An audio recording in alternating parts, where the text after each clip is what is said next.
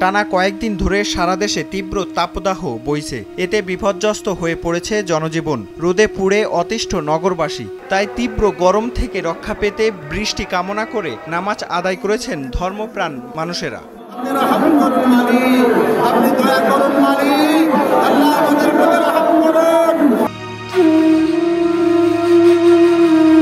কালবৈশাখীর মৌসুমেও বৃষ্টির কোনো লক্ষণ দেখা যাচ্ছে না। উল্টো টানা তীব্র তাপদাহ জনজীবন বিপর্যস্ত হয়ে উঠেছে। এমন পরিস্থিতিতে মুসল্লিরা বৃষ্টির জন্য সৃষ্টিকর্তার কাছে প্রার্থনা করেছেন। তারা হাত তুলে অঝরে কেঁদেছেন।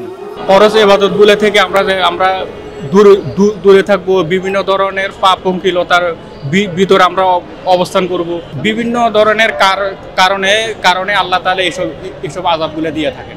তিনি ইচ্ছা করলে, তিনি চাইলে আমাদেরকে এই গজব থেকে, এই তীব্র দাহ থেকে আমাদেরকে তিনি পরিত্রাণ দিতে পারেন। হতে পারে আমাদের ভুল ত্রুটি বেশি হয়ে গেছে, তার কারণে আল্লাহ পাক রব্বুল আলামিন আমাদেরকে এই সাধারণ হালকা গরমের মাধ্যমে জাহান্নামের এই কঠিন আযাব থেকে আল্লাহ পাক হতে পারে আমাদেরকে মুক্তি দিচ্ছে। আল্লাহর কাছে প্রত্যাশা করলাম আল্লাহ পাক রব্বুল আলামিন যাতে আমাদের পিছনের যে গুনাহগাতাগুলো আছে, ভুল ত্রুটি আছে, এগুলো যাতে আল্লাহ পাক রব্বুল আলামিন ক্ষমা করে আমাদেরকে, যে ধরতে গেলে প্রাকৃতিক দুর্যোগ, এই যে গরম, এই গরমটা যাতে আল্লাহ তাআলা আমাদেরকে ক্ষমার মাধ্যমে গরমটা নিয়ে যায়, যাতে আল্লাহ তাআলা আবার আগের মতো শান্তি ফিরিয়ে আনে। বৃহস্পতিবার সকালে বাইতুল মোকাররমে নামাজের ইমামতি করেন জাতীয় মসজিদের পেশ ইমাম মুফতি মিজানুর রহমান। ইসলাম ধর্মে এ নামাজকে বলা হয় ইস্তেসকার নামাজ। এ নামাজের মাধ্যমে আল্লাহর কাছে বৃষ্টি বা পানির জন্য প্রার্থনা করা হয়। আল্লাহ পাক বলছেন যে তোমাদের ভুল ত্রুটি এগুলো শুধরানোর জন্য তোমরা যেন আল্লাহর পথে ফিরে আসো। এটা একটা বড় কারণ। আমাদের দিক থেকে আমাদের কাজ হলো আল্লাহর দিকে ফিরে আসা, আল্লাহর কাছে আমরা বান্দা হিসাবে, গোলাম হিসাবে আল্লাহর কাছে আমাদের তওবা করা। যে কোনো বিপদ থেকে রক্ষা পেতে মানুষ প্রথমেই সৃষ্টিকর্তাকে স্মরণ করে। এ নামাজ ও দোয়ার মাধ্যমে সৃষ্টিকর্তা রহমত বর্ষণ করবেন বলে জানান বাইতুল মোকাররমের সিনিয়র পেশ ইমাম। ক্ষমা চাইতেই থাকবো আল্লাহর কাছে, এবং আমাদের বিশ্বাস আল্লাহর কাছে আমরা ক্ষমা চাইতে থাকলে আল্লাহ পাক অবশ্যই আল্লাহ পাক রহমতের ফয়সালা করবেন ইনশাআল্লাহ।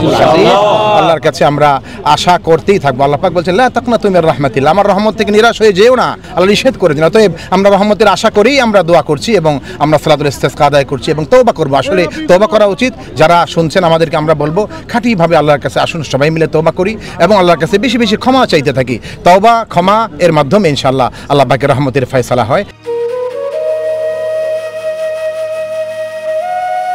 দীর্ঘদিন ধরে বৃষ্টি নেই। অনাবৃষ্টির কারণে দেশব্যাপী মানুষসহ পশু পাখিও হাঁসফাঁস করছে। এ অবস্থা থেকে রক্ষা পেতে ধর্মীয় নীতি অনুযায়ী 2 রাকাত নামাজ আদায় করে দেশের বিভিন্ন স্থানেও বৃষ্টির জন্য প্রার্থনা করা হচ্ছে।